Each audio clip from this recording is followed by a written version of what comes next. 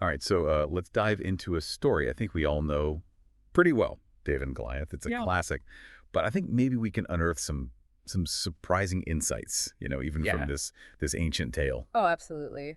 Yeah, we tend to remember it as just kind of a simple Sunday school story, but it's really a masterclass in facing down these seemingly impossible odds. Totally, yeah.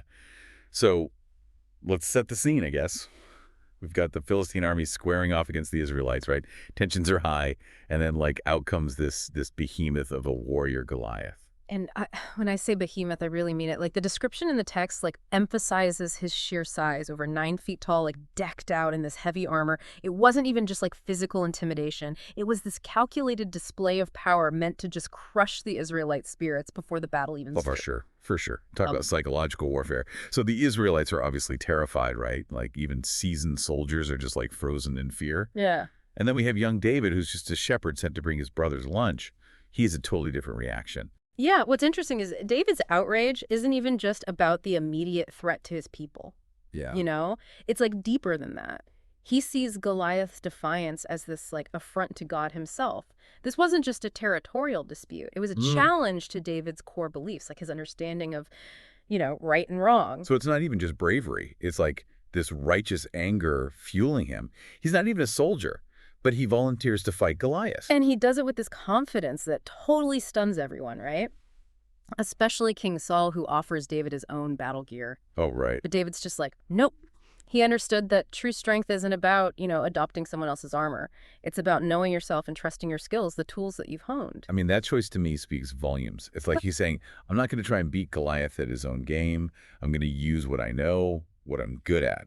That's such a crucial insight. Like, how often do we try to face our own challenges by using methods or approaches that aren't even authentic to us? Like, David's example reminds us that sometimes the most effective solution lies in leveraging our own unique skills and experiences. So, okay, the battle begins. Yeah. Everyone's watching this seemingly mismatched duel, right? This giant warrior versus this little shepherd boy. And then David utters a line that still sends chills down my spine today.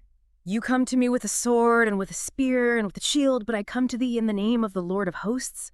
It's like in that moment, he's not even just speaking for himself. He's speaking for anyone who's ever felt powerless when faced with this overwhelming force. It's like he's drawing a line in the sand and saying, my strength doesn't come from my weapons. Yeah. It comes from something much greater. And that's where the story transcends the literal battle, right? It becomes a metaphor for facing any kind of giant in our lives, whether it's fear, self-doubt, injustice, or any challenge that just seems so insurmountable. So we know what happens next, right? David, with his very humble sling and a single stone, just takes down Goliath. The underdog wins. But it's not just about the victory itself, is it? It's about the message that resonates across centuries. Exactly. It's about the power of courage, faith, and, yeah, preparation, too. David wasn't just lucky. He was skilled with that sling. He'd spent years protecting his sheep from predators, honing his aim. So it's not just about believing in yourself. It's about backing that belief with real skills, with the tools that you've worked to develop. It makes me think, what are my sling and stones? What are those unique skills that I've honed that I can use to face down my own challenges? It really is a powerful question. And, it's interesting to even consider the psychological impact of David's actions on Goliath. Like, here's this towering warrior who's used to intimidating everyone, and suddenly he's facing someone who's, like, completely unfazed by his size or his weapons. Yeah, I bet that totally threw Goliath off his game. Yeah. David's confidence must have been unsettling. Like, hold on, this shepherd boy isn't afraid. Why not? Right. Like, it totally disrupts that whole power dynamic Goliath relied on. And then there's David's choice of words, that declaration of fighting in the name of the Lord of hosts. It's like he adds this whole spiritual dimension to the battle, right? Implying that David isn't alone, he's drawing on this power source that's way bigger than himself. Well, you gotta think that gets in your head. It's no longer just a simple fight between two guys. David's kind of elevated the stakes, bringing something much bigger into play. And that's where the story's relevance, like, transcends the battlefield. Yeah. Think about, like, the modern workplace. We all have those, like, Goliath moments, big presentations that make us sweat, difficult conversations we don't want to have. Or maybe it's just those ambitious projects that feel totally overwhelming. Oh, yeah, absolutely. I've definitely had those moments where I felt completely out of my depth. That knot in your stomach. Yeah. That voice in your head saying, I can't do this. But, David's story reminds us that we can shift our perspective. Instead of just focusing on how big the challenge is or how intimidating the Goliath seems, We can ask ourselves, what are my strengths?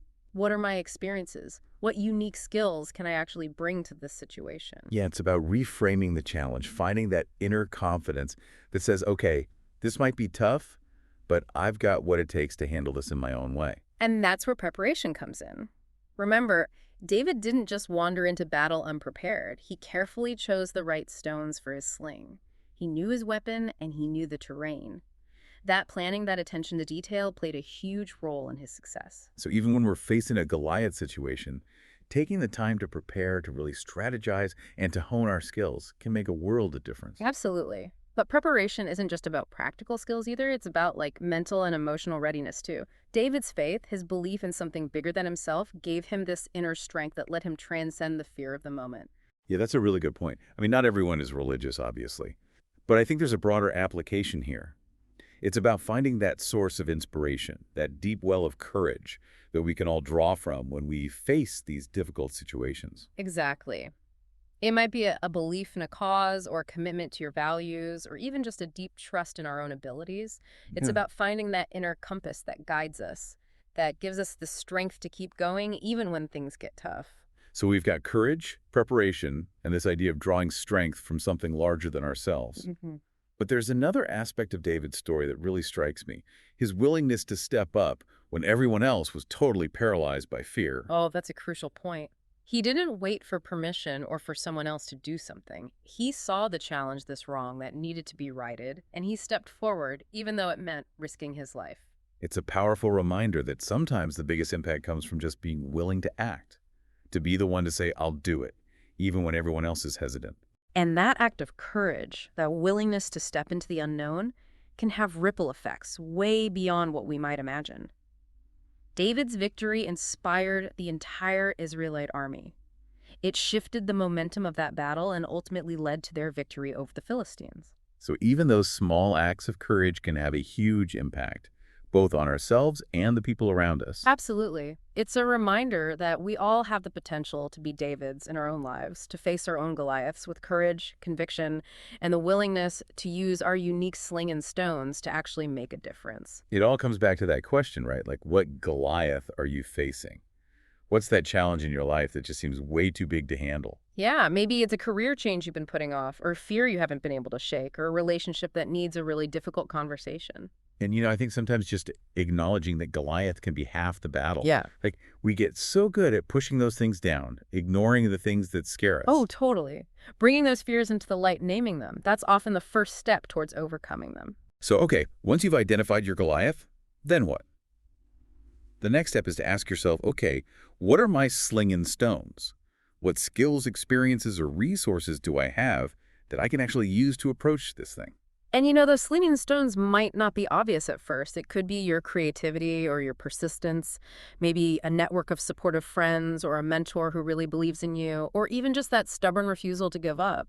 It makes me think about David again and how his sling and stones weren't just those literal weapons.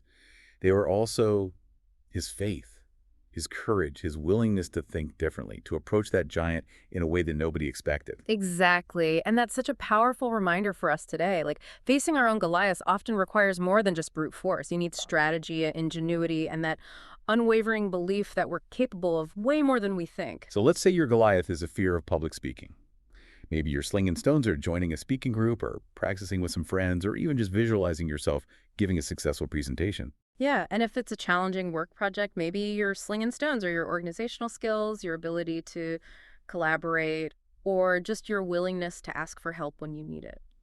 It's about taking those seemingly small, insignificant strengths that we all have and using them strategically, creatively to chip away at that giant until it falls. And even small steps forward can make a huge difference. David's victory started with a single well-aimed stone. And your journey starts with a single decision, a single action. So what's that first step you can take today to face your Goliath? What's that one small action that can put you on the path to actually overcoming this challenge? We'll leave you with that question, that invitation to step into your own story of courage and possibility. The David and Goliath story is just this timeless reminder that we all have that potential for greatness, no matter how insignificant we might feel. We all have those slinging stones within us, Yeah. just waiting to be discovered and unleashed. So go out there, face your giants, and remember the battle might be tough, but that victory is so much sweeter when you know you fought with everything you had. Thanks for joining it for this deep dive, and we'll see you next time.